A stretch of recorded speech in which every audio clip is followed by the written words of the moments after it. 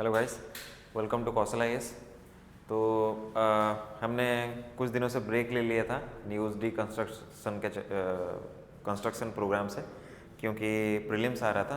तो अभी हम वापस से, क्योंकि ओपीएससी का मेंस फिर से स्टार्ट हो रहा है, तो फिर से हम ये प्रोग्राम वापस से रिवाइव कर रहे हैं। ओके, तो न्यूज़ में क्या है, जैसे आपको पता है यहाँ पे हम क्या डिस्कस करते हैं, ऐसे टॉपिक्स लेते हैं जो कि जनरली मेंस में ज़्यादातर आने के चांसेस रहते हैं।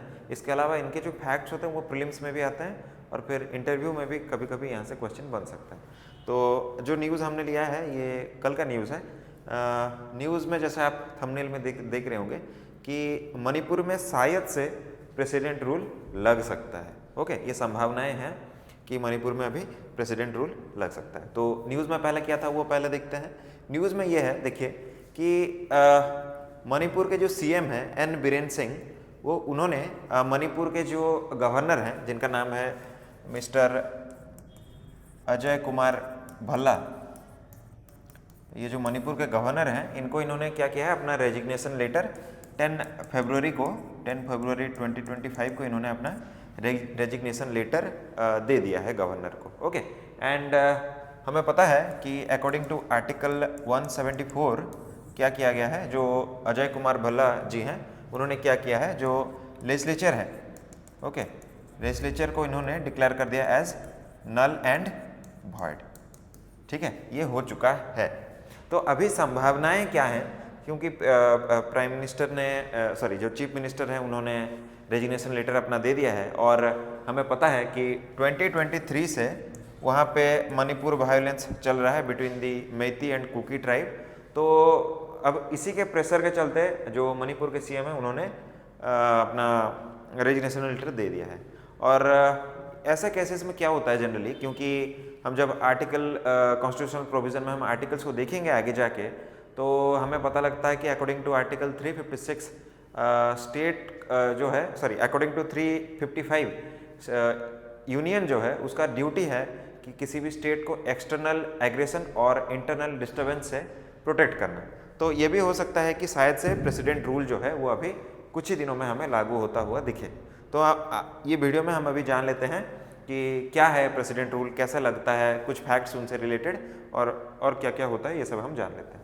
ठीक है, देखिए, तो ये हमने न्यूज़ देख लिया। तो अभी कॉन्स्टिट्यूशनल प्रोविज़न दिखते हैं कि भाई जो अपना इमरजेंसी है, जिसको हम प्रेसिडेंट रूल बोलते हैं या फिर जिसको स्टेट इमरजेंसी भी बोल दिया जाता है, उसके कॉन्स्टिट्यूशनल प्रोविजंस क्या क्या है। ठीक है, पहला जो कॉन्स्टिट्यूशनल प्रोविज़न अवेलेबल है वो ये है कि पहला कॉन्स्टिट्यूशनल प्रोविज़न है आर्टिकल 355।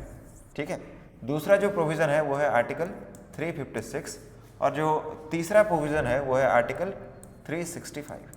3 प्रोविजंस हैं। ओके, देखिए क्या क्या 55 में ये बोला गया कि it is unions duty, okay, union का ड्यूटी है क्या करने के लिए, स्टेट को प्रोटेक्ट करने के लिए, टू प्रोटेक्ट स्टेट। किन केसेस में, 2, इधर एक्सटर्नल एग्रेशन होना चाहिए, नहीं तो जो इंटरनल डिस्टर्बेंस है, ये दोनों अगर हुए तो स्टेट क्या कर सकता है, यूनियन का ड्यूटी है कि उसको प्रोटेक्ट करना। और हम देख रहे हैं मणिपुर में ये इंटरनल डिस्टर्बेंस चल रहा है, तो चांसेस है कि आर्टिकल 355 को इम्पोज किया जा सकता है। अगर नहीं हो सकता ये, तो 356 में बोला गया कि अगर ऐसा कोई कंडीशन आता है जहाँ पे स्टेट का जो कॉन्स्टिट्यूशनल मशीनरी है, जो स्टेट का जो मशीनरी है वो अगर किसी वजह से काम ना करे या काम करने में उसको प्रॉब्लम आए या वो काम ना कर पाए, तो क्या किया जा सकता है, वापस से प्रेसिडेंट रूल को लागू किया जा सकता है। और अभी हमने देखा कि स्टेट मशीनरी में अभी प्रॉब्लम आया है, क्योंकि जो स्टेट के जो सीएम हैं उन्होंने क्या किया है, अपना रेजिग्नेशन लेटर गवर्नर को दे दिया है। एंड लास्टली आर्टिकल 365, यहाँ पे क्या बोला गया है, आर्टिकल 365 में ये बोला गया कि इट इज़ स्टेट्स ड्यूटी, कि स्टेट देखेगा कि यूनियंस ड्यूटी कि स्टेट कैसे अच्छे से फंक्शन करे, उसके ऊपर देखेगा।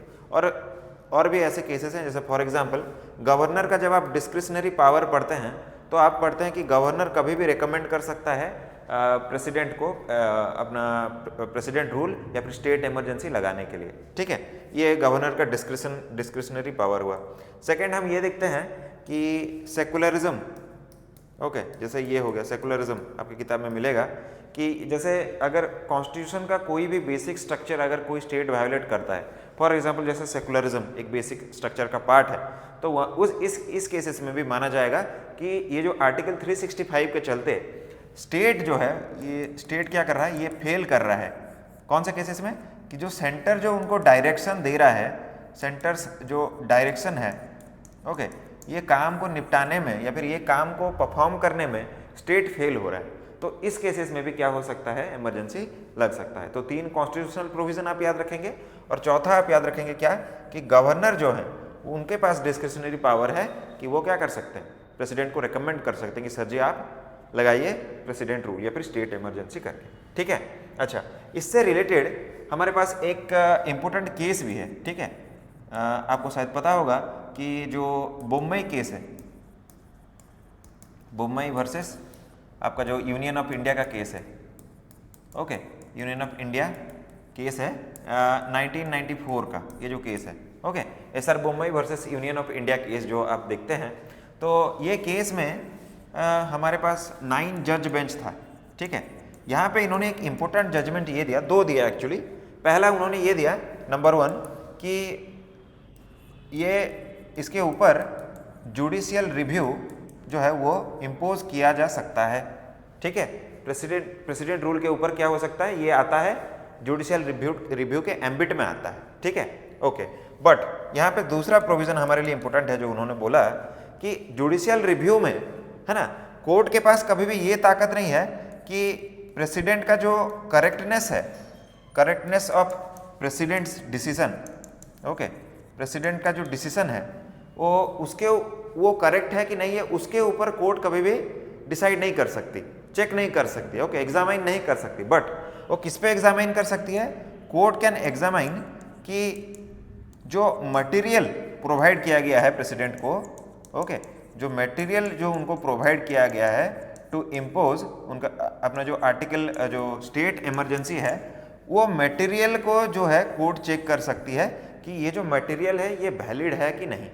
अगर ये वैलिड नहीं हुआ तो क्या किया जा सकता है, जो स्टेट गवर्नमेंट जो था जिसको डिसमिस कर दिया गया था, ठीक है, उसको वापस से क्या हो सकता है, उसको रिवाइव किया जा सकता है, ठीक है। ये एक इंपॉर्टेंट प्रोविजन है, आप इसको याद रखिएगा। क्या होता है, प्रीलिम्स में ये पूछ लेता है, ये वाला स्टेटमेंट आपको दे सकता है, तो इस पर थोड़ा ध्यान रखिएगा कि करेक्टनेस, प्रेसिडेंट का जो डिसीजन है वो करेक्ट है कि नहीं, उस पर जज जुडिशियल रिव्यू नहीं लग सकता। जुडिशियल रिव्यू लगेगा कि वो जो मटेरियल उनको प्रोवाइड किया गया है कि आप प्रेसिडेंट रूल इम्पोज कीजिए करके, वो एक्चुअली में सही है कि नहीं, उस पर जो है कोर्ट उसको एग्जामाइन कर सकती है, ठीक है।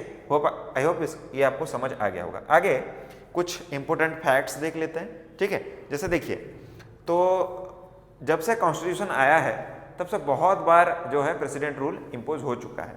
तो सबसे मैक्सिमम टाइम जो है वो मणिपुर और यूपी, इन दोनों स्टेट्स पे लगा है, ठीक है। कितने बार लगा है, 10-10 बार दोनों ही स्टेट पे, मणिपुर में भी और यूपी में भी लग चुका है। नेक्स्ट है भाई, ये तो मैक्सिमम नंबर हुआ, ठीक है। मैक्सिमम आपको पूछ सकता है टाइम, ओके, एक हुआ आपका मैक्सिमम नंबर, दूसरा हो सकता है आपका मैक्सिमम टाइम। तो मैक्सिमम टाइम आप याद रखिएगा, जम्मू एंड कश्मीर में 12 बार लग चुका है ऑलरेडी, ठीक है। और सेकंड में है आपका पंजाब, जहाँ पे 10 बार ऑलरेडी प्रेसिडेंट रूल लग चुका है, ठीक है। और आपसे क्या पूछ सकता है, रिसेंट कहाँ पे लगा था, ठीक है। तो रिसेंट में आप याद रखेंगे, रिसेंटली जो हमारा पुदुचेरी है, पुदुचेरी में लगा था। क्या हुआ था, यहाँ पे कांग्रेस गवर्नमेंट थी, ओके, कांग्रेस गवर्नमेंट ने उनके अगेंस्ट जो उनका वोट ऑफ कॉन्फिडेंस चलता है ना, वोट ऑफ कॉन्फिडेंस, ये उनका क्या हुआ था, ये जो वोट ऑफ कॉन्फिडेंस है ये आपका फेल हो गया था।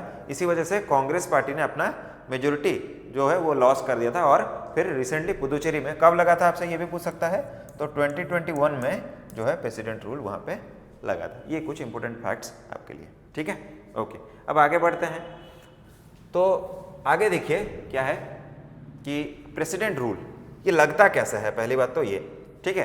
तो अभी हमने सारे कॉन्स्टिट्यूशनल प्रोविजन देख लिए, अभी हमने देख लिया गवर्नर का जो डिस्क्रिशनरी पावर है वो हमने देख लिया, ठीक है।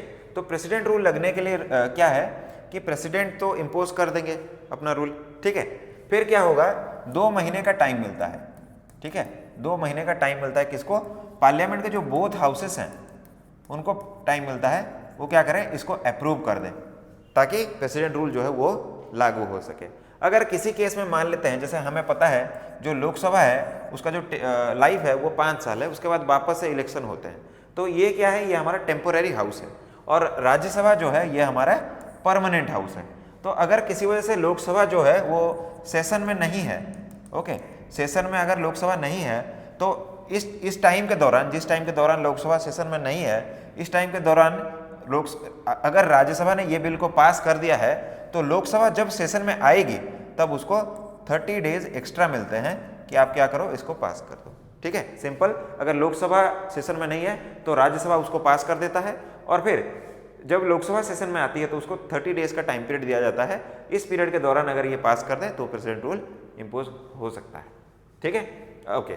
उसके बाद क्या है, देखिए जो मैक्सिमम टाइम है, ठीक है, मैक्सिमम टाइम है प्रेसिडेंट रूल कब तक लगा रह सकता है एक जगह पे, तो वो है मैक्सिमम का क्या है, 3 इयर्स, ठीक है। बट हर 6 महीने पे, ओके, एवरी 6 मंथ क्या करना होगा, जो पार्लियामेंट को है, पार्लियामेंट इसको पास करवाना चाहिए, है ना, ईदर हाउस से ये पास होना चाहिए विथ सिंपल मेजोरिटी। ये आप याद रखिएगा, बहुत बार सवाल आ जाते हैं कि सिंपल मेजोरिटी है, इफेक्टिव मेजोरिटी या स्पेशल मेजोरिटी, इस तरह का सवाल आ जाता है। तो ईदर हाउस जो है वो क्या करना चाहिए, सिंपल मेजोरिटी इसको हर 6 महीने में पास करना चाहिए। इसका मतलब यह है, एक बार लग गया प्रेसिडेंट रूल तो वो 6 महीने तक इंटैक्ट रहता है, लग के रहता है।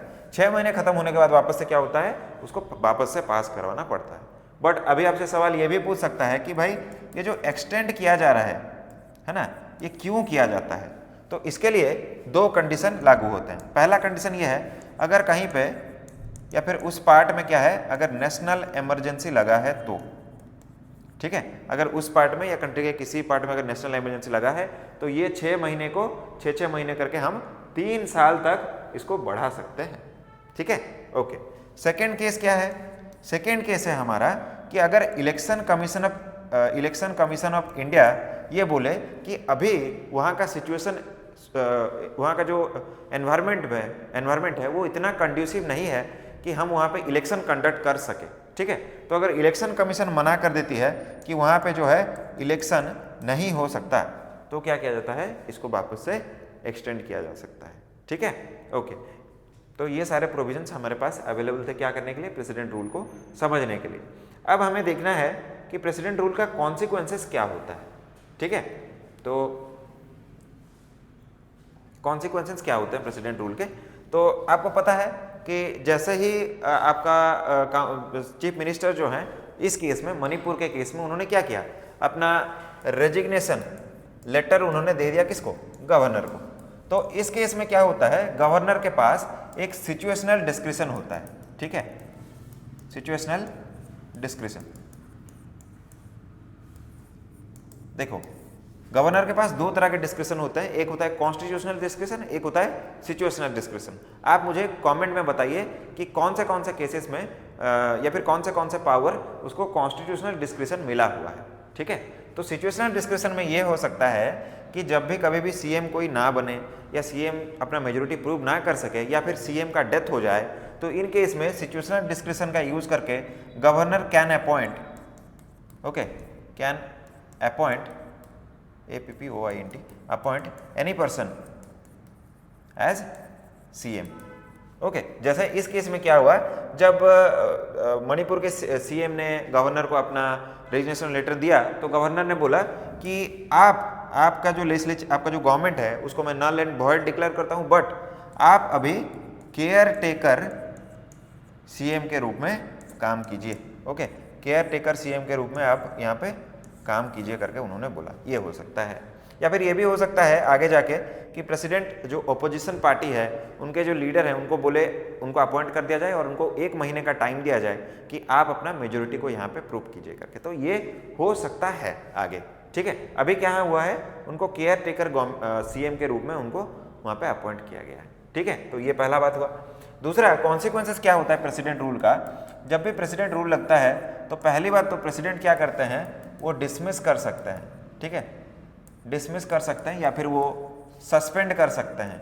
जो उस टाइम की जो गवर्नमेंट है, जो स्टेट गवर्नमेंट है, उसको क्या किया जा सकता है, डिसमिस और सस्पेंड किया जा सकता है, ठीक है। आइदर वो जो स्टेट है उसका सारा मशीनरी आइदर प्रेसिडेंट कंट्रोल करते हैं या फिर वो बोलते हैं गवर्नर को बोल सकते हैं कि आप मेरे बिहाफ में कंट्रोल करो, या फिर ये कोई दूसरे कोई आदमी को भी अपॉइंट कर सकते हैं कि आप मेरे रिस्पेक्ट में, मतलब मेरे बिहाफ में आप स्टेट का सारा संभालो करके, ठीक है। और क्या होता है, जो पार्लियामेंट होती है, पार्लियामेंट एम्पावर हो जाती है कोई भी केस में लॉ बनाने को, ठीक है, फाइनेंशियल डिवोल्यूशन करने में प्रेसिडेंट डिसाइड करते हैं कि कैसे होगा। हर बिल जो होता है वो प्रेसिडेंट के लिए रिजर्व रहता है। ये सारे केसेस यहाँ पे होते हैं, ठीक है।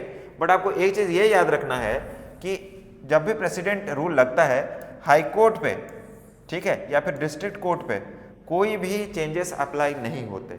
इनका जो पावर है, इनका जो इनको पावर मिले हैं, कॉन्स्टिट्यूशन ने जो इनको पावर दिया है वो इंटैक्ट रहते हैं, ठीक है। तो इन पे कोई इम्पैक्ट प्रेसिडेंट रूल का नहीं पड़ता, ठीक है। ये सब चीज़ें आप याद रखिएगा, ओके। तो ये सब हम देख रहे थे कहाँ पे, मणिपुर का जो हमने केस देखा था, और वहाँ पे जो अभी चांसेस हैं कि प्रेसिडेंट रूल यहाँ पे लग सकता है, ठीक है। तो मैं आशा करता हूँ आपको ये वीडियो में जो बताया गया वो आपको समझ आया होगा और आपको अच्छा भी लगा होगा। तो अगर आपको अच्छा लगा है तो एक लाइक ज़रूर कीजिए, अपने दोस्तों के साथ शेयर कीजिए और हमारे चैनल को सब्सक्राइब कीजिए, ताकि ऐसे और वीडियोस, इन्फॉर्मेटिव वीडियोस आप देख सकें जो आपको एग्ज़ाम में मदद करें, ठीक है। मिलते हैं एक और वीडियो में, थैंक यू।